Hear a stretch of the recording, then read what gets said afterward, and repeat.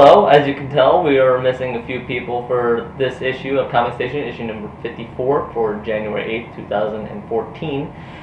As you can notice, missing a few people, and we're not in the shop. Some people are sick, and so I'm doing one of these rare little shoot-at-homes. So we're going to go through quickly and get everyone through this, and we will have an announcement at the end, so stay tuned.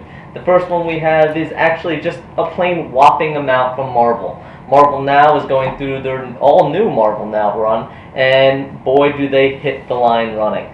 The first one we have is Avengers World, and going through real quickly, just letting everyone know right off the bat, Avengers and S.H.I.E.L.D. are working together, kind of again, and it really features a series of natural events and enemies all over the world with a bunch of different teams, and they kind of tease that there may be a singular enemy to this, or a mastermind behind all these different enemies teaming up or somewhat, and it's a real good, interesting storyline as far as what's causing them all to go off at the same time.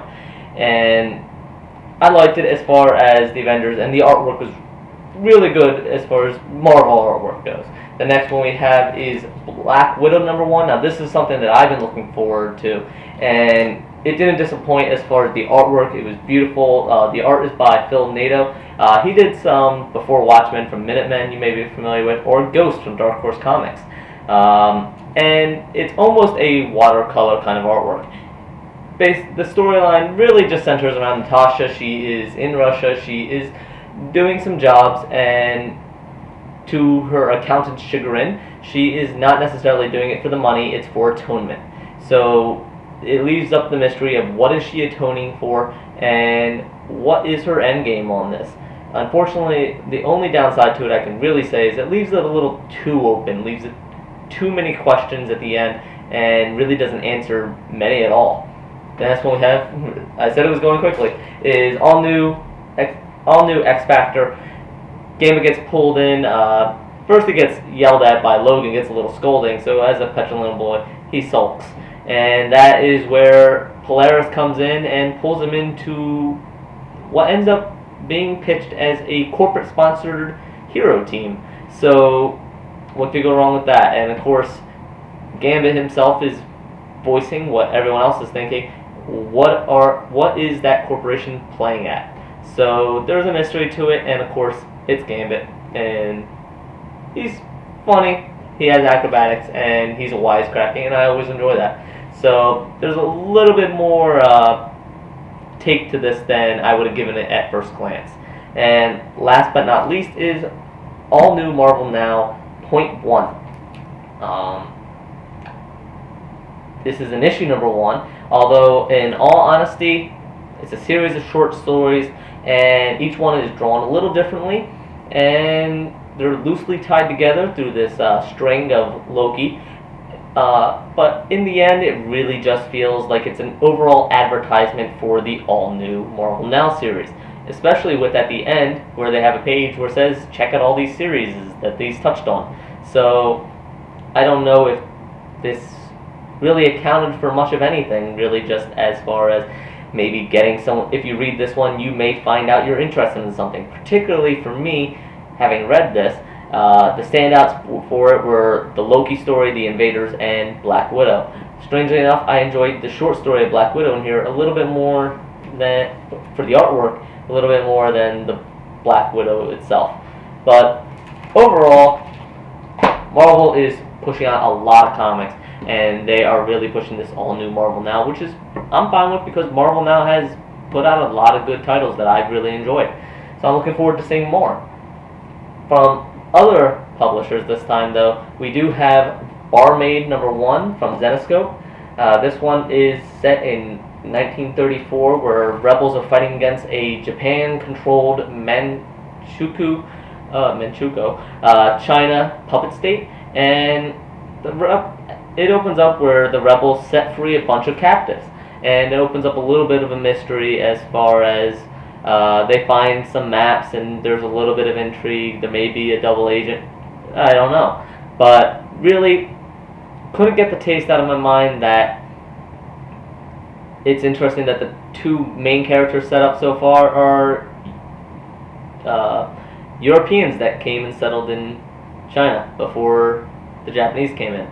So while there are Japanese members on the team, and the Japanese are set up to be obviously the controlling factor, and the Chinese in the factory, so forth.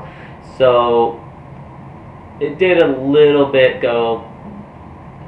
They put a little too much focus on the Europeans for me, anyways. But that's the story, and that's what's going with it. So otherwise, the artwork was really nice. It was really well done. There is a beautiful art scene in the middle of it, and otherwise, you get a bunch of women with guns. What more could you ask for?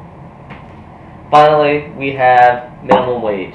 Now, this one is Bob Fingerman's minimum wage, and if you're not familiar with this is actually a title that has existed before, and in real life 3 years later, and in the comic itself 3 years later, we come in and find shock. Rob Hoffman is getting divorced, and which is interesting because the previous title ended with culminating in his getting married. So it's funny, it's interesting, and it just proves that dating sucks, especially after marriage. He is back with his parents, he's single, and he's a bit of a mess, so not much has really changed. And the black and white artwork, some people may not like it, is a little cartoony. It's cartoony, it is a little caricature drawing, and at times it really does fit some of the weird self-monologue and some of the self-referential little dialogue that goes on. However, the caricature artwork does not fit some of the more serious moments. But luckily there's not too many of those going on, and it's still really, it's enjoyable. I'm looking forward to it, but I never read the first series, so I'm not quite sure if I'm pulled in enough to read the first series and go back on that. But I enjoyed it, I liked it, and if you are a fan of the original one, then definitely check this one out. It looks like high quality for this run. If you haven't read the first one, take a look at it, check it out. The artwork is interesting. Alright, we actually have a few reviews, and we'll go over those again fairly quickly. The first of our reviews this week is the Occultist number 4 from Dark Horse Comic, and if you've been reading along with the series and reading Lito's reviews, you can probably tell where this is going. Honestly, from the assumption that they really kick in with the assumption that you've been reading this all along, and that you've read some of the earlier series, and they really don't provide a reason why you should be interested. Quite the opposite. A lackluster story, lacking progression, or even likable character development continues to make this Fall from Grace story mediocre. Second comic we have is Terminator Salvation Final Battle number 2.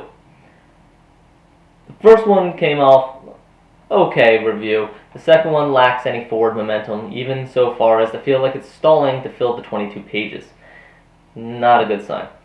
Features time-skipping sequences that feel rehashed, though there is a part with serial killers that could become interesting, but if not, it just becomes forgettable.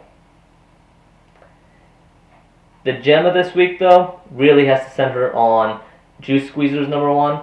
This one, I haven't had a chance to read through this, and I really enjoyed it. It centers around giant bugs, and children are the first line of defense, and of course that makes sense, because he was better at squashing bugs.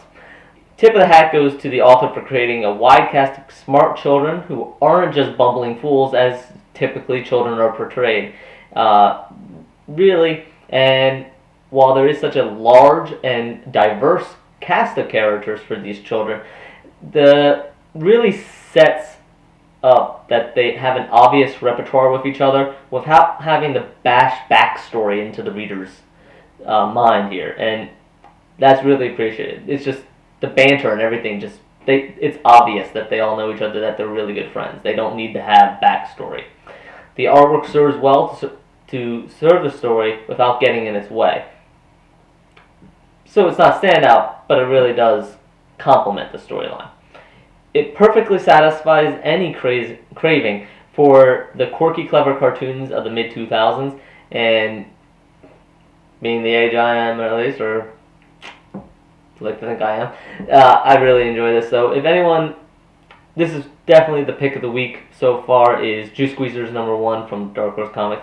Really, definitely check it out. It's enjoyable, it's fun, it's quirky, and it has children that are portrayed as, realistic children, not just caricatures of what adults think children can't do.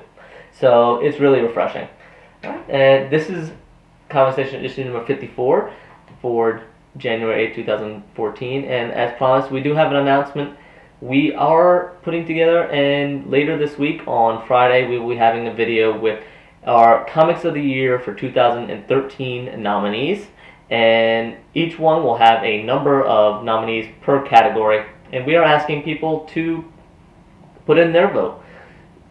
Let us know if any of these nominees are your pick for each of the categories, and if not, nominate your own. We will have a Reader's Choice Award. So let us know, look forward to it, and we will be having that video later this week, hopefully on Friday. As long as the weather holds out, as you may have known, the Northeast has been a little bit hit by some weather. So thank you very much, and we'll be back, hopefully back to our regular programming next week. Thank you very much. See you next week.